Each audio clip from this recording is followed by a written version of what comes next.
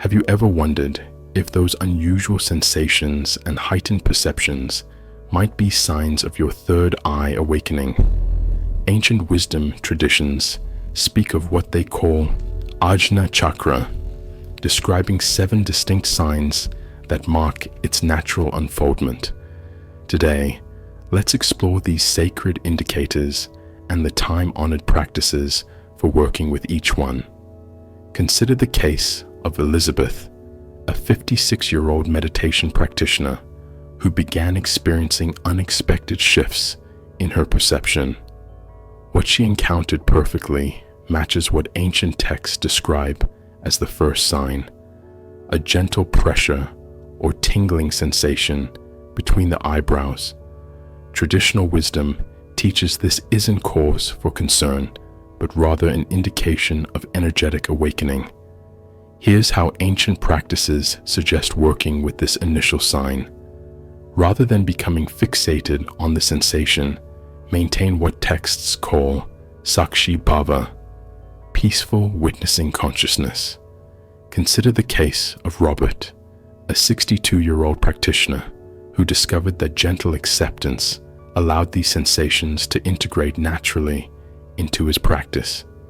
Now, let's explore the second sign, what ancient traditions call Jyoti Darshan. Consider the case of Thomas, a 61-year-old practitioner who started noticing subtle flashes of light during meditation. Traditional texts explain this as the natural awakening of inner vision, not to be confused with ordinary visual phenomena. Here's what ancient wisdom recommends during such experiences. Allow these light phenomena to come and go naturally while maintaining what texts call Madhyastha Bhava, centered equanimity. Traditional practices suggest neither grasping at these experiences nor dismissing them. The third sign manifests as what tradition calls Nada Anusandhana, the perception of subtle inner sounds. Consider the case of Patricia, a 58-year-old practitioner who began hearing what ancient texts describe as ethereal sounds or vibrations. Traditional wisdom teaches these sounds are what they call Anahat Dvani, unstruck melody of consciousness. Let me share with you the traditional approach to working with these sound experiences. Practitioners are guided to maintain gentle awareness while allowing these sounds to arise and dissolve naturally. Ancient texts suggest this practice cultivates what they call Antamukhi Dristi, inward-turned vision. The fourth sign appears as heightened intuitive perception. Traditional wisdom teaches that this isn't about supernatural abilities, but rather what they call Prajna Jagrati, the awakening of deeper wisdom.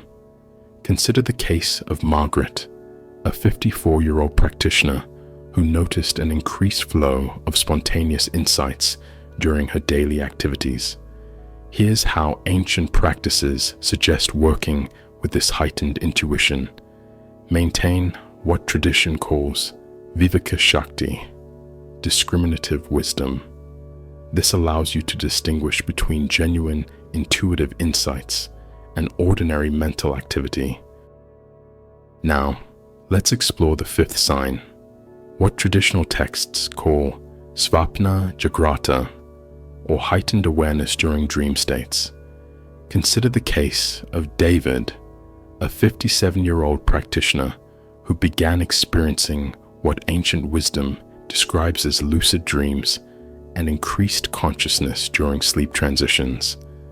Here's what traditional practices suggest for working with these experiences. Maintain what texts call Nidra Sakshi, the witness consciousness during sleep states.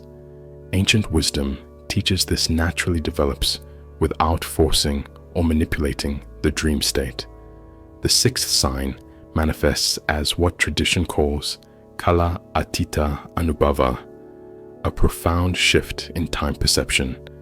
Consider the case of Susan, a 63-year-old practitioner who noticed moments where time seemed to expand or contract during her meditation practice. Traditional texts explain this as a natural result of deepening awareness. Let me share with you how ancient wisdom suggests working with these temporal shifts.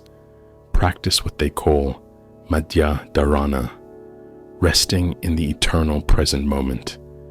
This isn't about controlling the experience, but allowing natural unfoldment. The seventh sign appears as what traditional texts describe as Sahaja Samadhi, spontaneous states of deep meditation arising throughout the day. Consider the case of Michael, a 59-year-old practitioner who found himself naturally slipping into meditative awareness during ordinary activities. Here's how traditional wisdom guides us to work with these experiences. Maintain what they call sadhana nishtha, unwavering dedication to regular practice while allowing these states to arise naturally. Now, let's explore what ancient texts suggest as essential practices for supporting this awakening process. Traditional wisdom emphasizes three key approaches. First, maintain what they call shaucha, purity of body and mind through proper diet, exercise, and meditation.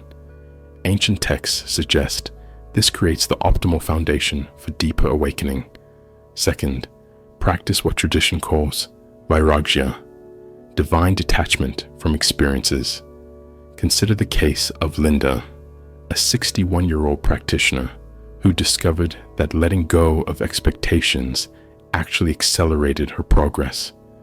Third, cultivate what ancient wisdom calls shraddha, unwavering faith in the process while maintaining regular practice. Traditional teachings emphasize this balanced approach above seeking dramatic experiences. Let me share something crucial about this journey. Ancient texts speak of what they call adhikara bheda, different levels of readiness.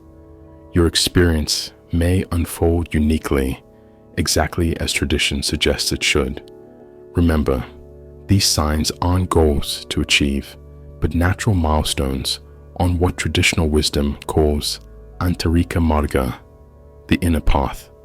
Trust in what the ancient texts describe as Rita, the cosmic order that unfolds everything in perfect timing. As you continue your practice, let these traditional teachings guide you while honoring your unique journey. The awakening of the third eye isn't just about extraordinary experiences. It's about what ancient wisdom calls Atma Bodha, the flowering of self-knowledge.